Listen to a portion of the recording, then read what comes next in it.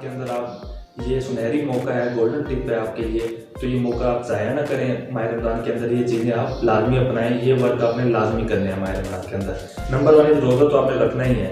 उसके बाद रोज़ा रखने के बाद जो आपने काम करने हैं आपकी फिजिकल मेंटल और लिहाज से आपको इससे बेनिफिट मिलेगा इंशाल्लाह।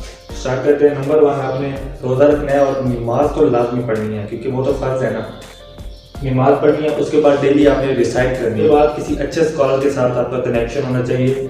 डेली बयान सुने, लेक्चर सुने, यूट्यूब के ऊपर मौजूद हैं तारक मसूद साहब, यूथ क्लब और दीगर बहुत सारे उलमा कराम हैं मौजूद। उनको सब्सक्राइब करके आप उनके साथ कनेक्शन बनाकर डेली 1-2 बयान लाजमी सुना करें। आपने नमाज पढ़नी है, रिसाइट और इसके अलावा रिसाइट सुननी भी है तफसील के साथ, और इसके अलावा बयान लेक्चर किसी उलमा कराम के साथ आपका कनेक्शन होना चाहिए।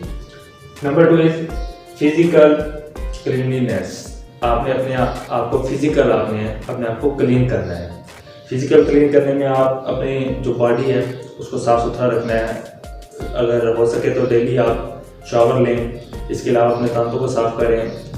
नंबर 3 आपने अपने दिमाग को रिस्टोर करना है। माह रमज़ान आता ही इसलिए है ताकि हमारे दिमाग के अंदर जो भी गंद भरा हुआ है, जो 11 महीने के अंदर हम करते आए हैं, जो बुराई करते आते हैं, जितने भी गुनाह हैं, बेशक आप ज़्यादा जानते होंगे जो आप करते हैं, आप अपना मुआफ़ा खुद कर सकते हैं।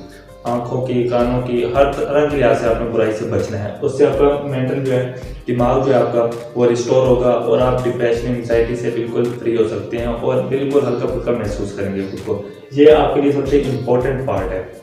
आपने अपने दिमाग का ज़रूर ख्याल, अपने दिमाग के ऊपर ज़्यादा बोझ न डालें क्योंकि दीन इस्लाम जो आपको तालीमात देता है वो एब्सोल्युटली मेडिकल रिसर्च के मुताबिक दुनियावी लिहाज से दोनों तरह से एक्यूरेट है। इसमें कोई कमी कोताही नहीं है। अगर आप सही तरह अमल करेंगे तो इंशाल्लाह मेडिकल के मुताबिक और दुनियावी लिहाज से दोनों तरह से आप सक्सेसफुल हो सकते हैं।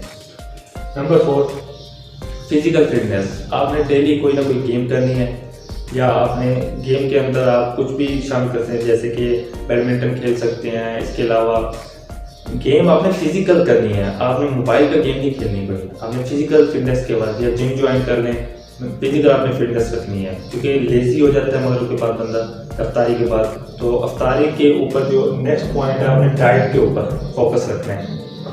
ये दोनों चीज़ें इकट्ठी हैं क्योंकि फिजिकल फिटनेस आप तभी कर सकते हैं जब आपने डाइट पर फोकस किया होगा। जब आप डाइट को एक्यूरेट रखेंगे तभी आप फिजिकल फिटनेस के लिए जाएंगे जिम वगैरह। तो डाइट के अंदर जो आपने बेतहाशा आपने चीज़ें नहीं खानी है, जैसे समोसे पकौड़े देगर, आपने अपनी कैलोरीज को बरकरार रखना है। कैलोरी इसके अंदर आपने जो सबसे ज़्यादा फ्रूट का इस्तेमाल करना है। कार्बोहाइड्रेट्स जो है, खजूरें जो हमारे नबी सल्लल्लाहु अलैहि वसल्लम की फेवरेट ग़िज़ाएँ हैं, उन पे फोकस रखना है। इससे आपकी स्किन भी इंशाल्लाह वाइट हो जाएगी। जैसे कि जिसमें दूध शामिल है, जैतून का तेल शामिल है, अंजीर शामिल है, खजूर शामिल है। इसके अलावा दीगर फ्रूट्स आप शामिल कर लें तो ये आपकी फुल बॉडी को जो आपका स्किन कलर है वो चेंज हो जाएगा। इससे डाइट के ऊपर आपने फोकस करना है। ऐसी डाइट छोड़ दें जो आप 11 महीने के अंदर खाते आ रहे हैं, वो आपने डाइट छोड़ देनी है। आपने नया शेड्यूल बनाना है और अपने दिन का मुवाजना भी करना है, मुहासबा करना है कि मैंने आज कौन कौन से काम किया और उनको टू डू लिस्ट के अंदर शामिल करें और टिक करें और डेली चेक किया करें अपना मुहासबा। इंशाल्लाह इन 30 दिन के अंदर आपने फोकस किया इन 5 चीज़ों को, 6 चीज़ों को, तो इंशाल्लाह आपकी जो नेक्स्ट लाइफ है जो वो बिल्कुल चेंज हो जाएगी और इंशाल्लाह अच्छे मुसलमान भी बन जाएंगे। अगर आपको हमारी वीडियो पसंद आई है तो चैनल को सब्सक्राइब कर लें। मिलते हैं इंशाल्लाह नेक्स्ट वीडियो में, तब तक के लिए।